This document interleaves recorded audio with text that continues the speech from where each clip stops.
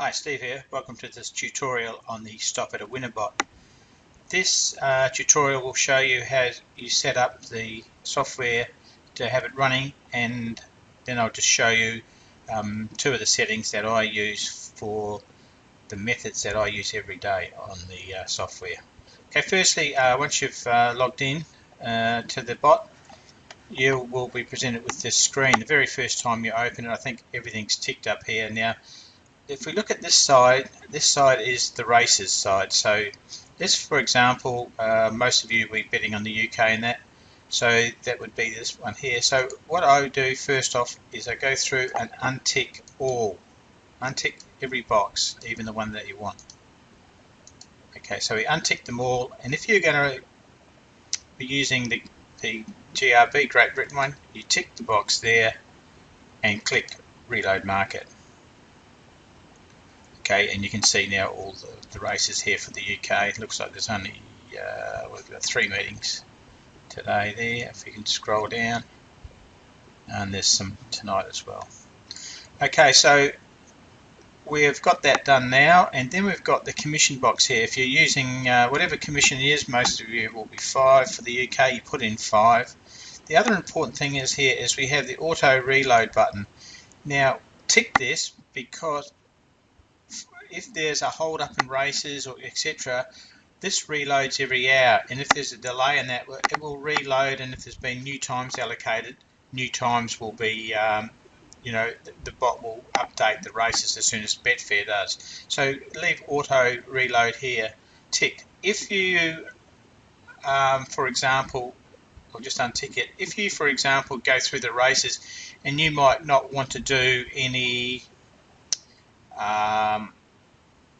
national hunt races, this is the flat season. Now you might want to untick the national hunt races like here at Warwick, so you could untick them and the bot will skip over those. However, if you have the auto reload ticked, in an hour's time when it reloads it again, it will select them all again. So if you've taken races out that you don't want the bot to bet on, make sure you have auto reload unchecked. I don't deselect any races. I bet all races in the UK. I don't use Ireland personally. I don't have any records on them, but I find a lot of the time their settlement of their races is slower, and it impedes some of the UK races, and indeed sometimes they clash. So that's the reason I don't use Ireland. I just use UK races, as I find them very quick to settle and I get less chances of them clashing. So that's how you set up the races. If you were going to do Australia, obviously untick that and you would click Australia, reload market. Keep in mind though, if you're doing Australia, you must have money in the Australian wallet, which this account doesn't have money in the Australian wallet. Okay, so, and then you can see these are the Australian races. If I wanted the harness, I would click allow harness and then put reload. And I never use harness racing. I've got no figures on it. It doesn't interest me. I find the price is very short, so it's not a market I get involved in. But if you want to allow harness racing, tick that. I'll just put this back in here. I don't want to use it. Okay, we reload the races again. If you double click on that, you'll see the races will come up over on this side. Now, in case you haven't gathered, this software only bets on the Betfair favourite at the time that you specify. So let's go over now to the settings. So we've done the races. Here are the settings here, and I'll go through each one of them. First of all, the minimum price that you're prepared to accept a bet on. I use 3 in the method that I use, which is strategy 1B. You can read about it in the manual. The minimum is 3 and the maximum I use is 10.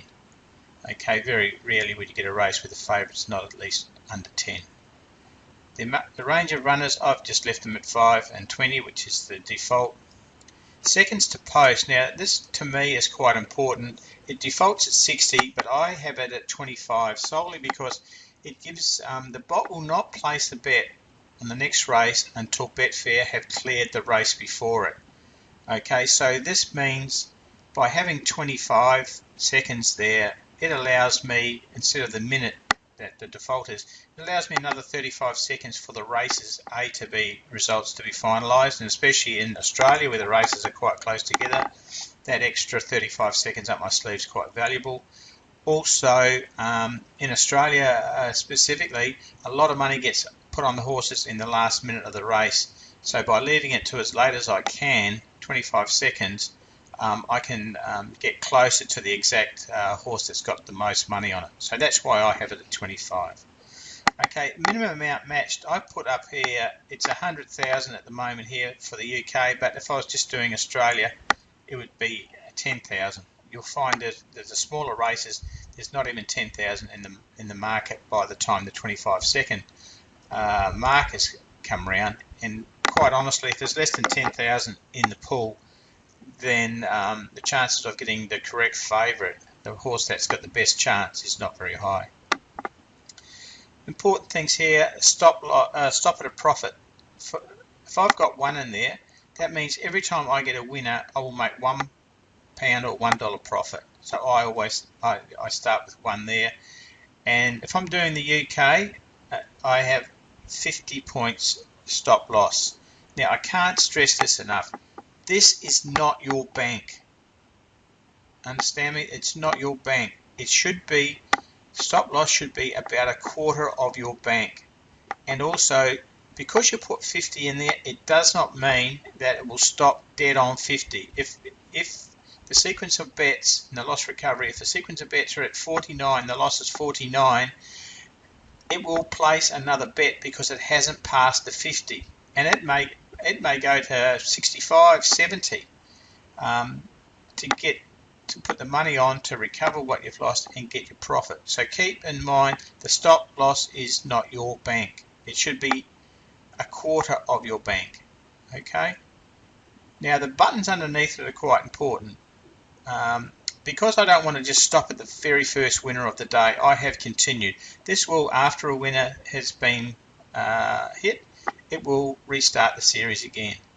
Same here with continue and restart. If I hit my stop loss, which I've done a couple of times only, if I hit my stop loss, it will start back at the very first, chasing a profit of 1 again.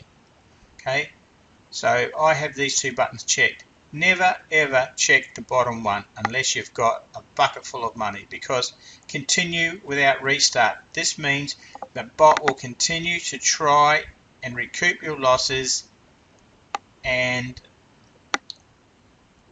until you run out of money or you get a winner. Never ever use the bottom button. That's my word of advice. Okay. So this setting here is what I call a 1 to 50 ratio. Whatever my stop profit is, my stop loss has to be 50 times it. Okay, and now I use this for the UK. In the Australian market, my ratio is 1 to 100. We have a lot more races in Australia, and the run of losses can be longer. So I always have 100 as my stop loss if I am doing the Australian racing. That's my own personal preference. How you want to use the software is totally up to you. But if you look in the manual, strategy on Australia, you'll see I have a stop loss at 100. Now, if I had a stop loss at 100, what would my bank be? My bank would be 400. Okay, because a quarter of 400 is 100, and then 100 to 1 ratio is I have 100 stop loss, so my stop profit target would be 1. So even if it's 6 races before I get a winner, and I get a winner, I will make a profit of 1 and I'll recover my losses, including commissions on the other ones. Okay, here you've got the win market, which is the only market I go into. People that have come back to me now, because this market has been in the market now 4 or 5 months now. The place market is very hard. If you have 4 or 5 losing bets in the place market on the favourite, and it does happen, your stop loss has got to be high to cover it. So I don't get involved in the place market personally. Joint favourites, ignore or split. I think I've done probably nearly 6,000 races. I've had a joint favourite. The bot has always managed to sort one out for me. So just ignore that. It will still, you'll always get your bet on if it's right. So those are those settings there.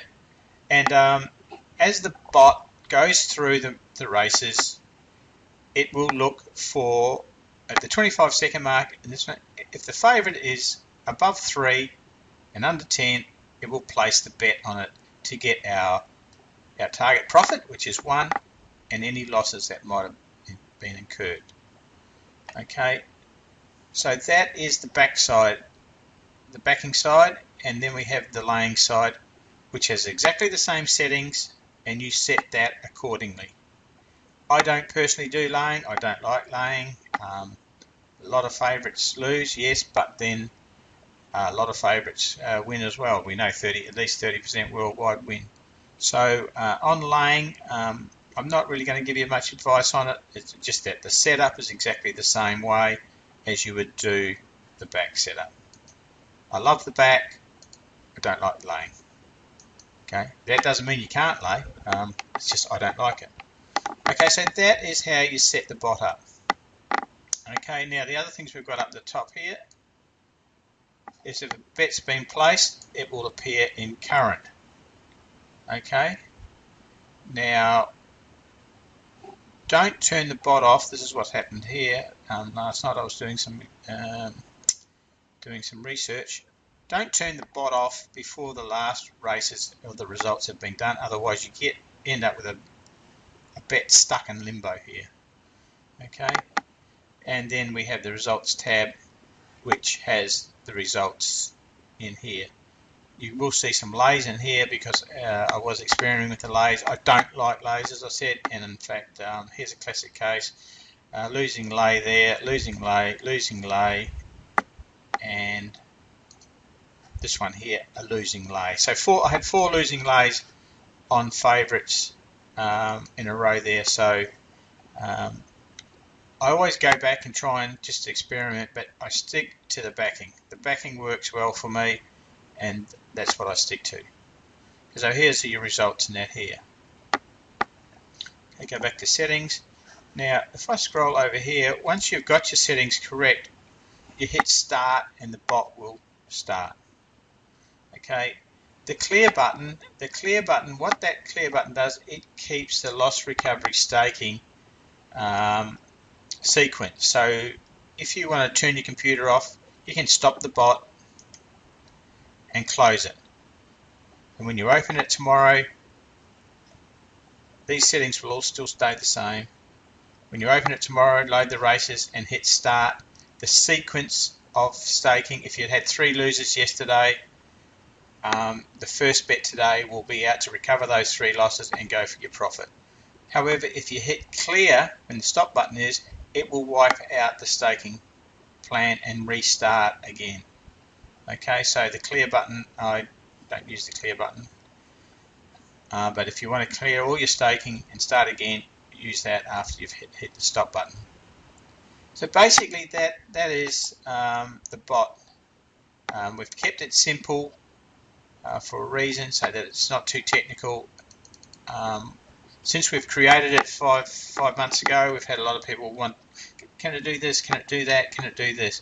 At the moment, we've got it there, so you can just run one strategy. I use 1B strategy for the UK and strategy 4 for Australia. It works well for me. Now,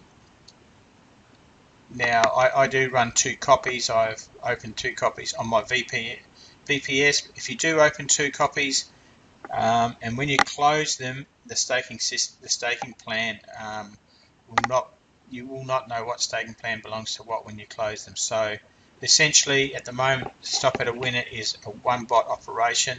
I use 2 on my VPS because I don't ever turn them off. So the staking sequence stays in there, 2 separate software.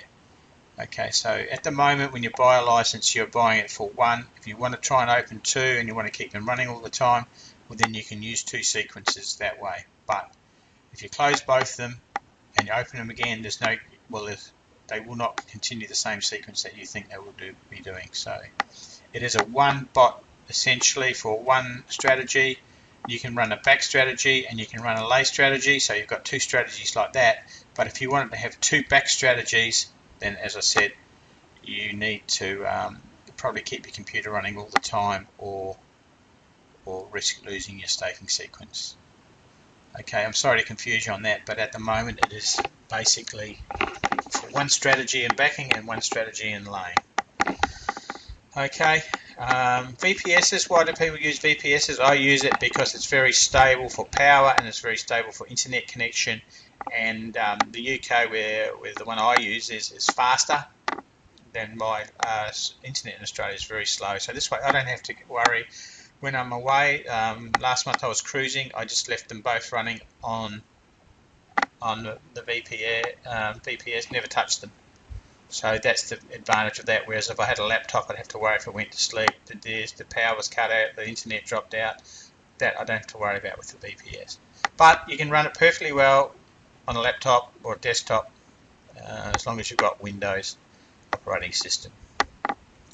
Okay, so thanks for watching this Stop at a Winner. It's been, like, as I said, I've had it for 5 months and had a lot of fun with it, made some money with it. If you decide to buy it, if you haven't already bought it, it's got a lot of room for you to tinker and find avenues that you want, but I just find that 1B for me works and strategy 4 in Australia works for me. And that is with as I said, nearly 5,000 bets done now, so the experimenting sort of out of the way for me. I'm going to stick with what I'm doing, and the bank ratio is important to remember that the stop loss is not, stressing, the stop loss amount is not your bank. It should be a quarter of the bank. As your bank increases at the end of 1 month, then divide the bank in quarter again, make that your new stop loss, divide it by 50 or 100, whatever it is, and that becomes your new stop profit. Okay, thanks for watching it, and on behalf of Michael and myself, Steve Davidson, I wish you all the luck with Stop at a Winner. Thank you.